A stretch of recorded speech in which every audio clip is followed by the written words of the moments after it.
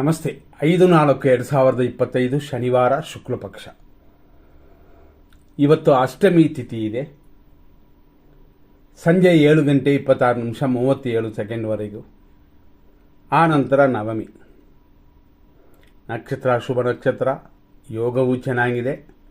ಆದರೂ ಅಷ್ಟಮಿ ನವಮಿ ಇರೋದರಿಂದ ಪೂಜಾ ಕಾರ್ಯಗಳು ಮಾಡ್ಬೋದು, ತಂದೆ ತಾಯಿಗಳ ಸೇವೆ ಮಾಡ್ಬೋದು, ಧರ್ಮ ಕಾರ್ಯಗಳನ್ನು ಮಾಡ್ಬೋದು. ಆದರೆ ಮುಹೂರ್ತ ಕಾರ್ಯಗಳಿಲ್ಲ. ಕಾಮನಾಗಿ ಶನಿವಾರವಾಗಿರೋದರಿಂದ ಖಂಡಿತ ಮುಹೂರ್ತ ಕಾರ್ಯಗಳಿಲ್ಲ ಅಂತ ಗೊತ್ತು. ಆದರೂ ಕೆಲವರು ಮಾಡುತ್ತಾರೆ. ಆದ್ದರಿಂದ ಇವತ್ತಿನ ವಿಷಯಕ್ಕೆ ಖಂಡಿತ ಮುಂದಾಗಬೇಕು. ದೇವರ ಪೂಜೆಗಳನ್ನು ಮಾಡಿ ಹರಕೆ ಮಾಡಿರುವಂಥದ್ದನ್ನು ತೀರಿಸಿ ದೇವರಿಗೆ. ಇವತ್ತು ಪುನರ್ವಸು ನಕ್ಷತ್ರವಿದೆ. ಬೆಳಗ್ಗೆಯಿಂದ ರಾತ್ರಿ ಅಂದರೆ ಬೆಳಗಿನ ಜಾವ 5:31:48 ಪುನರ್ವಸು ನಕ್ಷತ್ರ.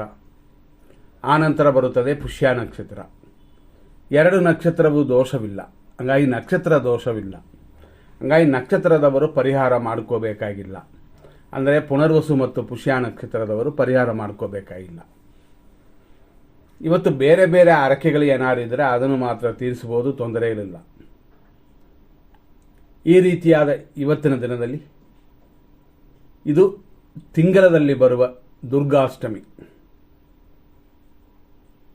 ಮತ್ತು ಚೈತ್ರ ಮಾಸದ ಶುಕ್ಲ ಪಕ್ಷದ ಅಷ್ಟಮಿ. ಇವತ್ತು ಮೂನ್ ಕಟಕ ರಾಶಿಗೆ ರಾತ್ರಿ 11:25 ಹೋಗುತ್ತದೆ. ಅಲ್ಲಿಯವರೆಗೂ ಮಿಥುನ ರಾಶಿಯಲ್ಲಿ.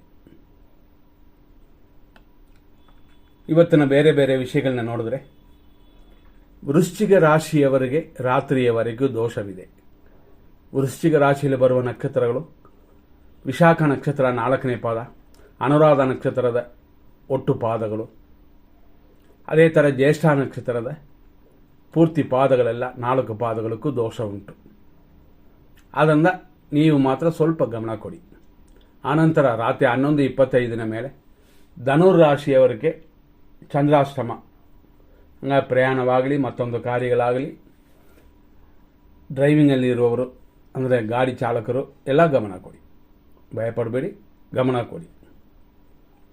ಮತ್ತು ಇವತ್ತಿನ ಬೇರೆ ಬೇರೆ ವಿಷಯಗಳು, ಸೂರ್ಯೋದಯ 6:13, ಸೂರ್ಯ ಅಸ್ತಮನ ಸಂಜೆ 6:31. ನಾವು ಹೇಳಿದಂತೆ ಅಷ್ಟಮಿಯು ನವಮಿ ಕೂಡಿ ಬಂದಿರುವಂಥ ದಿನಗಳಲ್ಲಿ ದೇವರ ಕಾರ್ಯಗಳನ್ನ ಮಾಡೋಕ್ಕೆ ಖಂಡಿತವಾಗಿ ಅಡ್ಡಿ ಇಲ್ಲ. ನಕ್ಷತ್ರಗಳು ಎರಡು ನಕ್ಷತ್ರವೂ ದೇವಗಣವೇ. 2 ನಕ್ಷತ್ರವು ಕರ್ಕಾಟಕ ರಾಶಿಯಲ್ಲಿ ಬರುತ್ತದೆ. ಆದರೂ ಕರ್ಕಾಟಕ ರಾಶಿ ರಾತ್ರಿ ಮೇಲೇ ಪ್ರಾರಂಭ ಆಗೋದು ಅಂತ ಫಸ್ಟೇ ನಾವು ಹೇಳಿದ್ವಿ. ಅಂದರೆ ರಾತ್ರಿ 11:25 ಮೇಲೆ. ಇವತ್ತು ಪುನರ್ವಸು ನಕ್ಷತ್ರದ 1ನೇ ಪಾದ ಬೆಳಗ್ಗೆ 6:13 11:19.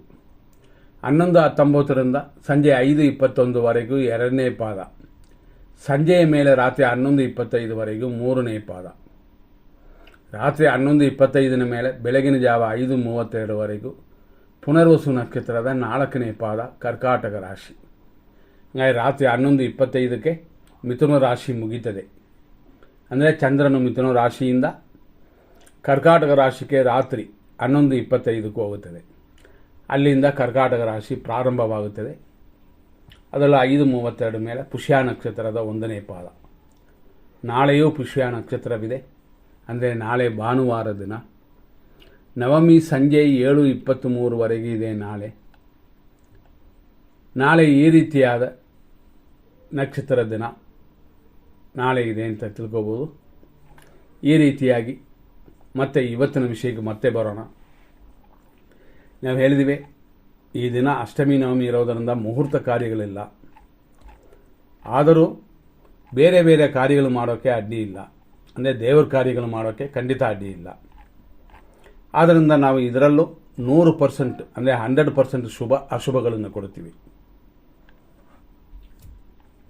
ಈಗ 100% ಶುಭ ಸಮಯವನ್ನು ನೋಡೋಣ. ಇರೋದರಲ್ಲಿ 6:13 9:16, 10:52 ಮಧ್ಯಾಹ್ನ 1:53, ಮಧ್ಯಾಹ್ನ 3:29 ಮೇಲೆ ಅಂದರೆ ಹೆಚ್ಚು ಕಮ್ಮಿ 3:30 ಸಂಜೆ 4:57, ಸಂಜೆ 7:05 ರಾತ್ರಿ 1:48, ಬೆಳಗಿನ ಜಾವ 3:19 ಮೇಲೆ ಬೆಳಗ್ಗೆವರೆಗೂ ಶುಭವಾಗಿದೆ. ಇದು 100% ಶುಭ ಸಮಯ. ದೇವರ ಕಾರ್ಯ, ಒಳ್ಳೆಯ ಕಾರ್ಯಗಳನ್ನ ಮಾಡೋಕ್ಕೆ ಇದು ಶುಭ ಸಮಯವಾಗಿದೆ. ಈಗ 100% ಕೆಟ್ಟ ಟೈಮ್ನ ನೋಡೋಣ. ಇದರಲ್ಲಿ ಯಾವ ಕಾರ್ಯಗಳು ಪ್ರಾರಂಭ ಮಾಡಬಾರದು. ಬೆಳಿಗ್ಗೆ 9:18ರಿಂದ 10:50 ರಾಹುಕಾಲ, ಮಧ್ಯಾಹ್ನ 1:55ರಿಂದ 3:27 ಯಮಕಂಡ ಕಾಲ, ಸಂಜೆ 4:59ರಿಂದ 7:01 ಮೃತ್ಯು ಪಂಚಕ, ಸಂಜೆ 5:26ದಿಂದ ರಾತ್ರಿ 7:03 ನಕ್ಷತ್ರ ವಿಷಘಟಿಕಾ ಕಾಲ. ಇಲ್ಲಿ ಗಮನಿಸಿ, ಮೃತ್ಯು ಇನ್ನೂ ಮುಗುದಿಲ್ಲ, ಅಷ್ಟರಲ್ಲೇ ಇದರಲ್ಲಿ ನಕ್ಷತ್ರ ವಿಷಘಟಿಕಾ ಕಾಲವೂ ಸೇರುತ್ತದೆ. ಆದ್ದರಿಂದ ಇದು ಅಧಿಕವಾದ ದೋಷ ಕೊಡುವ ಸಮಯ. ಅಂದರೆ ಎಲ್ಲಿಂದ ಸ್ಟಾರ್ಟ್ ಆಗುತ್ತೆ ಅಂತಂದರೆ 5:26ದಿಂದ ಸಂಜೆ 7:03 ಪೂರ್ತಿಯಾಗಿ ದೋಷ ಬರುವ ಸಮಯ. ಈ ಸಮಯದಲ್ಲಿ ಏನು ಮಾಡ್ತೀವಿ? ಗಾಡಿ ಚಾಲಕರು, ವರ್ಕ್ ಮಾಡಿ ಮತ್ತೆ ಮನೆಗೆ ಬರುವವರು, ಕೆಲವರು ಹಣಕಾಸು ಕೊಟ್ಟು ಅಂದರೆ ಬಡ್ಡಿ ಕೊಟ್ಟು ವಸೂಲಿ ಮಾಡುವವರು, ಇಂಥವರೆಲ್ಲ ಸ್ವಲ್ಪ ಎಚ್ಚರ. ಭಯಪಡಬೇಡಿ, ನೀವು ಖಂಡಿತವಾಗಿಯೂ ಗಮನ ತಗೋಬೇಕು. ಆ ನಂತರ ರಾತ್ರಿ 1:50 ಮೇಲೆ 3:17 ಇದು ವಿಷಕಾಲವಾಗಿದೆ. ಈ ಸಮಯಗಳಲ್ಲಿ ಯಾವ ಕಾರ್ಯಗಳನ್ನು ಪ್ರಾರಂಭ ಮಾಡಬೇಡಿ. ಸ್ವಲ್ಪ ಮುಂಚೆ ಪ್ರಾರಂಭ ಮಾಡ್ಕೋಬೋದು. ನಾವು ಎಲ್ಲ ಇದರಲ್ಲೂ ಪ್ರಾರಂಭ ಮಾಡುವ ಟೈಮ್ ಕೂಡ 2 ನಿಮಿಷ ಬಿಟ್ಟೇ ಸ್ಟಾರ್ಟ್ ಮಾಡಿರ್ತೀವಿ. ಮುಗಿಯೋದು ಕೂಡ 2 ನಿಮಿಷ ಮುಗಿದ ಮೇಲೇ ಟೈಮ್ ಕೊಟ್ಟಿರ್ತೀವಿ. ಹಾಗಾಗಿ ಒಂದು 5 ನಿಮಿಷಕ್ಕೆ ಮುಂಚೆ ಯಾವ ಕಾರ್ಯ ಆದರೂ ಪ್ರಾರಂಭ ಮಾಡಬಹುದು. ಒಂದು 10 ನಿಮಿಷ 15 ನಿಮಿಷ ಮುಂಚೆ ಅಂದರೆ ಇನ್ನೂ ಚಂದ. ಅರ್ಧ ಗಂಟೆ ಮುಂಚೆ ಅಂತಂದರೆ ಪರ್ಫೆಕ್ಷನ್ ಇರುತ್ತದೆ. ಅದರಲ್ಲೂ ನಾವು ಕೊಟ್ಟಿರುವಂಥ ಈ ಸಮಯಗಳನ್ನು ಉಪಯೋಗಿಸ್ಕೊಳ್ಳಿ. ಯಾವ ರೀತಿಯ ದೋಷವೂ ಬರೋದಿಲ್ಲ. ಮತ್ತು ನಮಗಿಂತ ದೇವರು ದೊಡ್ಡವರು. ನಾವು ಕೊಡುವಂಥದ್ದನ್ನ ದೇವರು ಒಂದು ವೇಳೆ ಬೇರೆ ರೀತಿಯಲ್ಲಿ ಕೊಡಬಹುದು. ಹಾಗಾಗಿ ದೇವರಲ್ಲಿ ಪ್ರಾರ್ಥನೆ ಮಾಡೋಣ. ನಾವು ಇಷ್ಟೆಲ್ಲ ಡೀಟೇಲ್ ಕೊಟ್ಟಿರುವೆ. ಇನ್ನೊಂದು ವಿಷಯವನ್ನು ಗಮನಿಸಲೇಬೇಕು. ಏನೊಂದು ಅಂತಂದರೆ, ಅವರವರ ಜಾತಕ ಅಂದರೆ ತಾರಾಬಲ, ಚಂದ್ರಬಲ ಅಂತೆಲ್ಲ ಅಂತೀವಿ. ಅದನ್ನು ನೋಡಿಕೊಂಡು ಅದರಲ್ಲಿ ಬರುವ ಒಳ್ಳೆಯದು ಕೆಟ್ಟದ್ದು ಜಾಸ್ತಿ ಇರುತ್ತದೆ, ಇಲ್ಲ ಕಡಿಮೆ ಇರುತ್ತದೆ, ಅದರ ಮೇಲೆ ಇನ್ನೂ ಚೆನ್ನಾಗಿರುತ್ತದೆ ಅಥವಾ ತೊಂದರೆ ಆಗ್ಬೋದು ಅಂತ. ಆದ್ದರಿಂದ ಖಂಡಿತವಾಗಿ ಗಮನ ಕೊಡಲೇಬೇಕು. ಅವರವರ ಜಾತಕವನ್ನು ಅದನ್ನು ನೋಡಿ ನೀವು ತೀರ್ಮಾನ ಮಾಡಿದರೆ ಖಂಡಿತವಾಗಿ ಉತ್ತಮವಾಗಿರುತ್ತದೆ. ತಾರಾ ಮತ್ತು ಚಂದ್ರಬಲವನ್ನು ನೋಡೋಣ. ಅಂದರೆ ಒಂದೊಂದು ನಕ್ಷತ್ರದವರೆಗೂ ಇವತ್ತು ಹೆಂಗಿದೆ ಅಂತ. ನಕ್ಷತ್ರ ಗೊತ್ತಿಲ್ಲ ಅಂತಂದರೆ ರಾಶಿ ಬಗ್ಗೆ ಹೇಳಿರ್ತೀವಿ, ಆ ಮೂಲಕನೂ ತಿಳ್ಕೋಬೋದು. ಅಶ್ವಿನಿ ನಕ್ಷತ್ರ ಮೇಷರಾಶಿಯವರೆಗೆ ಇವತ್ತು ಹೆಂಗಿದೆ ಅಂತ ನೋಡೋಣ. ಬೆಳಗ್ಗೆಯಿಂದ ರಾತ್ರಿಯವರೆಗೂ ಅಂದರೆ 11:25 ಖಂಡಿತವಾಗಿಯೂ ಟೆನ್ಷನ್ ತಗೋಬೇಡಿ, ಬಿಟ್ಟುಬಿಡಿ. ಲಾಭಕ್ಕೇನು ತೊಂದರೆಗಳಿಲ್ಲ. ನಾವು ಕೊಟ್ಟಿರೋ ಒಳ್ಳೆಯ ಟೈಮ್ ಎಲ್ಲರಿಗೂ ಗೊತ್ತಿದೆ. 6:13ರಿಂದ 9:16, 10:52ರಿಂದ 1:53, ಮಧ್ಯಾಹ್ನ 3:29ರಿಂದ 4:57, ಸಂಜೆ 7:05ರಿಂದ ರಾತ್ರಿ 1:48. ಇದೆಲ್ಲ ಶುಭ ಸಮಯಗಳು. ಅದನ್ನು ಉಪಯೋಗಿಸ್ಕೊಳ್ಳಿ. ಭರಣಿ ನಕ್ಷತ್ರ ಮೇಷರಾಶಿಯವರಿಗೆ ಇವತ್ತು ಅನುಕೂಲದ ಲಾಭವನ್ನು ಕೊಡುವ ದಿನವಿದು. ಖಂಡಿತವಾಗಿ ಶುಭವಾಗಿದೆ. ಕೃತಿಕಾ ನಕ್ಷತ್ರ 1ನೇ ಪಾದ ಮೇಷರಾಶಿಯವರಿಗೆ ಶುಭವಾಗಿಲ್ಲ, ಅನಾನುಕೂಲ ಉಂಟು. ಆದ್ದರಿಂದ ಎಚ್ಚರವಾಗಿರಿ. 6:13ರಿಂದ ಅಂದರೆ ಬೆಳಗ್ಗೆಯಿಂದ 9:16, 10:52ರಿಂದ ಮಧ್ಯಾಹ್ನ 1:53, ಮಧ್ಯಾಹ್ನ 3:29ರಿಂದ ಸಂಜೆ 4:57, ಸಂಜೆ 7:05ರಿಂದ ರಾತ್ರಿ 1:48. ಇದೆಲ್ಲ ಇರೋದರಲ್ಲಿ ಶುಭ ಸಮಯಗಳು. ಎಮರ್ಜೆನ್ಸಿ ಇದ್ದರೆ ಈ ಸಮಯಗಳನ್ನು ಉಪಯೋಗಿಸ್ಕೊಳ್ಳಿ. ನಂತರ ನೋಡುವಂಥದ್ದು ಕೃತಿಕಾ ನಕ್ಷತ್ರ ವೃಷಭ ರಾಶಿ. ನಿಮಗೂ ಅದೇ ರೀತಿಯಲ್ಲೇ ಈಗ ನಾವು ಕೊಟ್ಟಿರುವಂಥ ಸಮಯಗಳನ್ನ ಉಪಯೋಗಿಸ್ಕೊಳ್ಳಿ. ರೋಹಿಣಿ ನಕ್ಷತ್ರ ವೃಷಭ ರಾಶಿ, ರಾತ್ರಿಯವರೆಗೂ ಕ್ಷೇಮವಿದೆ. ಅಂದರೆ ಹಣಕಾಸು ವಿಷಯ ಮಾತ್ರ ಗಮನ ಕೊಟ್ಕೊಳ್ಳಿ. ಮೃಗಶೀರ್ಷ ನಕ್ಷತ್ರ ವೃಷಭ ರಾಶಿ, ವಿಪತ್ತು ಉಂಟು, ಧನಹಾನಿ ಎಲ್ಲ ಉಂಟು. ಆದ್ದರಿಂದ ಇವತ್ತಿನ ಕಾರ್ಯಗಳಲ್ಲಿ ಎಚ್ಚರ. ಒಂದು ವೇಳೆ ಅಪ್ಪಿತಪ್ಪಿ ಏನಾದ್ರು ಮಾಡಬೇಕು ಅಂತ ಇದ್ದರೆ, ಎಮರ್ಜೆನ್ಸಿ ಇದ್ದರೆ ಮಾತ್ರ ನಾವು ಕೊಟ್ಟಿರುವ ಟೈಮ್ಗಳನ್ನ ನೋಡ್ಕೊಳ್ಳಿ. 6:13ರಿಂದ 9:16, 10:52ರಿಂದ 12:53, ಮಧ್ಯಾಹ್ನ 3:15ರಿಂದ ಸಂಜೆ 4:57, ಸಂಜೆ 7:05ರಿಂದ ರಾತ್ರಿ 1:48. ಇದು ಎಮರ್ಜೆನ್ಸಿ ಕೊಟ್ಟಿರುವಂಥ ಸಮಯ. ಇದು ಎಲ್ಲರಿಗೂ ಆಚರಿಸುವಂಥ ಸಮಯವೇ. ಆದರೂ ದೋಷ ಇರುವ ನಕ್ಷತ್ರಗಳು ಜಾಸ್ತಿ ಇದನ್ನು ಮೇಂಟೈನ್ ಮಾಡಬೇಕು. ಮೃಗಶೀರ್ಷ ನಕ್ಷತ್ರ ಮಿಥುನ ರಾಶಿ, ಖಂಡಿತವಾಗಿ ವಿಪತ್ತಿದೆ. ಆದ್ದರಿಂದ ಏನೇ ಮಾಡೋದಾದರೂ ನಾ ಕೊಟ್ಟಿರುವ ಟೈಮ್ನ ಉಪಯೋಗಿಸ್ಕೊಳ್ಳಿ. 6:13, 9:16, 10:52ರಿಂದ 1:53, ಮಧ್ಯಾಹ್ನ 3:15 ಸಂಜೆ 4:57, ಸಂಜೆ 7:05ರಿಂದ ರಾತ್ರಿ 1:48. ನಂತರ ನೋಡುವಂಥದ್ದು ಆರುದ್ರ ನಕ್ಷತ್ರ ಮಿಥುನ ರಾಶಿ, ಶುಭಕರವಾಗಿದೆ, ಸಂಪತ್ತು ಉಂಟು, ಶರೀರ ಸುಖ ಉಂಟು. ಆದ್ದರಿಂದ ಇದು ಶುಭದಿನ. ಅಂದರೆ ಶುಭದಿನ ಅಂತಂದರೆ ಒಳ್ಳೆಯ ಕಾರ್ಯಗಳು ಮಾಡೋಕ್ಕೆ, ಫ್ರೆಂಡ್ಸ್ಗಳ ಹತ್ರ ಚೆನ್ನಾಗಿರೋದಕ್ಕೆ, ಹಿರಿಯರ ಆಶೀರ್ವಾದ ಪಡೆಯೋಕ್ಕೆ. ಹಿರಿಯರು ಅನ್ನೋದು ಗುರುಗಳು, ತಂದೆ ತಾಯಿಗಳು, ಈ ರೀತಿಯಾಗಿ. ಮತ್ತು ನಾವು ನೋಡುವಂಥದ್ದು ಪುನರ್ವಸು ನಕ್ಷತ್ರ. ಇದರಲ್ಲಿ ವಿಶೇಷವಾಗಿ ಮಿಥುನ ರಾಶಿಯಾಗಿದ್ರೆ ಅವರಿಗೆ ಇವತ್ತಿನ ದಿನ ಜನ್ಮ ನಕ್ಷತ್ರ. ಆದ್ದರಿಂದಾಗಿ ಈ ದಿನದಲ್ಲಿ ದೇವರ ಪೂಜೆ ಖಂಡಿತ ಮಾಡಬೇಕು, ಇನ್ನಷ್ಟು ಚೆನ್ನಾಗಿರುತ್ತದೆ ಅಂತ. ಅದೇ ಥರ ಪುನರ್ವಸು ನಕ್ಷತ್ರ ಕರ್ಕಾಟಕ ರಾಶಿ 4ನೇ ಪಾದ, ಜನ್ಮ ಮತ್ತು ಧನ ವ್ಯಯ. ಖಂಡಿತವಾಗಿ ಪೂಜೆ ಪರಿಹಾರಗಳಲ್ಲಿ ಸ್ವಲ್ಪ ತೊಂದರೆಯನ್ನು ಕಡಿಮೆ ಮಾಡ್ಕೋಬೋದು. ನೀವು ಏನೇ ಮಾಡೋದಾದರೂ ನಾವು ಎಲ್ಲರೂ ಕೇಳಿದಂತೆ 6:13ರಿಂದ 9:16, 10:52ರಿಂದ 1:53, ಮಧ್ಯಾಹ್ನ 3:15 ಸಂಜೆ 4:57, ಅದೇ ಥರ ಸಂಜೆ 7:05ರಿಂದ ರಾತ್ರಿ 1:48, ಅದೇ ಥರ ರಾತ್ರಿ 3:19 ಮೇಲೇನೂ ಶುಭವಿದೆ. ಪುಷ್ಯ ನಕ್ಷತ್ರ ಕರ್ಕಾಟಕ ರಾಶಿ, ಖಂಡಿತವಾಗಿಯೂ ಇದರ ಪರಮ ಮೈತ್ರಿ ಧಾರೆಯಾಗಿದೆ, ಅಂದರೆ ಶುಭಕರವಾಗಿದೆ. ಸ್ವಲ್ಪ ಖರ್ಚುಗಳು ಹೆಚ್ಚಾಗುತ್ತದೆ. ಆಶ್ಲೇಷ ನಕ್ಷತ್ರ ಕರ್ಕಾಟಕ ರಾಶಿ, ಮಿತ್ರಧಾರೆ, ಸ್ವಲ್ಪ ವ್ಯಯ. ಹಾಗಾಗಿ ಖಂಡಿತವಾಗಿ ಶುಭವಾಗಿದೆ.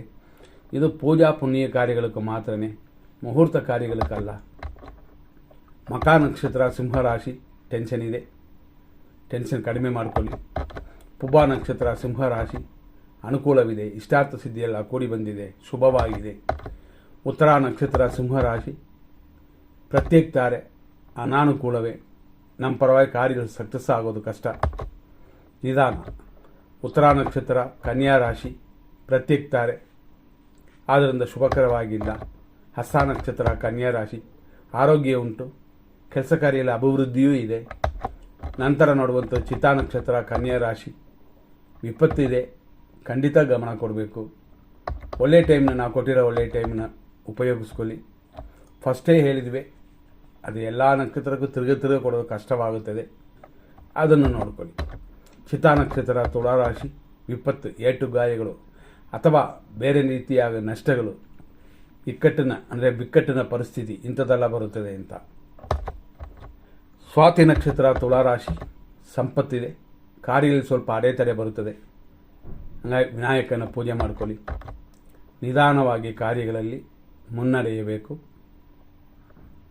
ಮತ್ತು ವಿಶಾಖ ನಕ್ಷತ್ರ ತುಳಾರಾಶಿ, ಜನ್ಮತಾರೆ. ಇದು ಪಕ್ಷಿ ಪ್ರಾಣಿಗಳಿಗೆ ಮೇವಾಕಿ.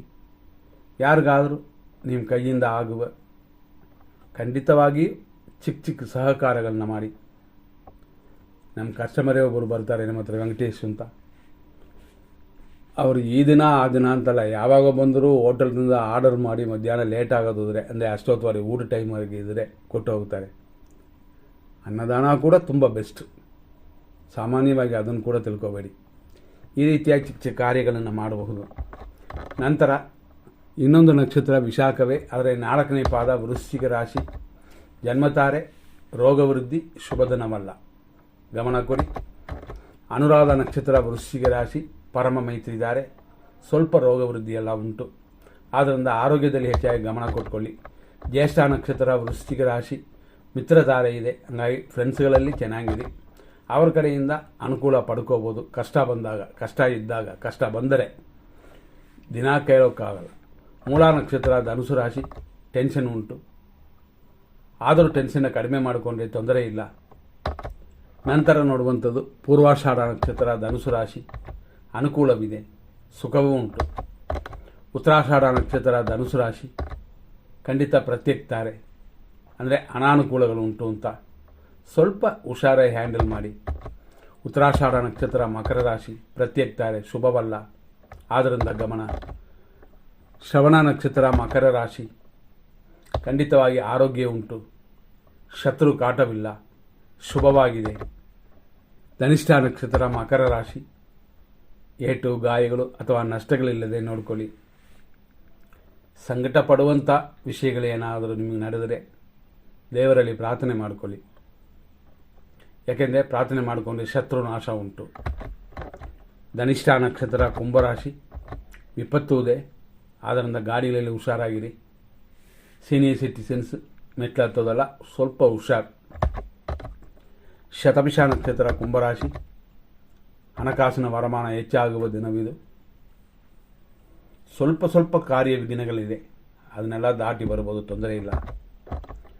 ಪೂರ್ವ ಭಾದ್ರಪದ ನಕ್ಷತ್ರ ಕುಂಭರಾಶಿ, ಜನ್ಮತಾರೆ, ಕಾರ್ಯ ವಿಘ್ನಗಳೆಲ್ಲ ಕೂಡಿ ಬಂದಿರುವ ದಿನವಿದು. ಸ್ವಲ್ಪ ಗಮನ ಕೊಡಿ, ದೇವರ ಪೂಜೆ ಮಾಡಿಕೊಳ್ಳಿ. ಪೂರ್ವ ಭಾದ್ರಪದ ನಕ್ಷತ್ರ ಮೀನರಾಶಿ, ಜನ್ಮತಾರೆ, ರೋಗ ಭಯ, ಕೇರ್ ತಗೊಂಡ್ರೆ ಯಾವ ದೋಷಗಳು ಇಲ್ಲ. ಉತ್ತರ ಭಾದ್ರಪದ ನಕ್ಷತ್ರ ಮೀನರಾಶಿ, ಪರಮ ಮಿತ್ರಧಾರೆ, ಶುಭವಾಗಿದೆ. ಊಟ ತಿಂಡಿನ ಕರೆಕ್ಟಾಗಿ ಮೇಂಟೈನ್ ಮಾಡಿಕೊಂಡ್ರೆ ಯಾವ ದೋಷವೂ ಇಲ್ಲ. ರೇವತಿ ನಕ್ಷತ್ರ ಮೀನರಾಶಿ, ಮಿತ್ರಧಾರೆ, ಸ್ವಲ್ಪ ರೋಗ ಭಯವೆಲ್ಲ ಉಂಟು. ಆದ್ದರಿಂದ ಚಿಕ್ಕ ವಿಷಯಗಳೇ ನಮ್ಮ ಆರೋಗ್ಯಕ್ಕೆ ತೊಂದರೆ ಕೊಡುವಂಥದ್ದೇ. ಹಂಗಾಗಿ ಮೇಯ್ನಾಗಿ ಊಟ ತಿಂಡಿ, ಹಳೆ ಊಟ, ಇದನ್ನು ಮೇಂಟೈನ್ ಮಾಡಿಕೊಂಡ್ರೆ ಸರಿ ಹೋಗುತ್ತದೆ. ಮುಂದಿನ ಸಂಚಿಕೆಯಲ್ಲಿ ನೋಡೋಣ. ಧನ್ಯವಾದಗಳು.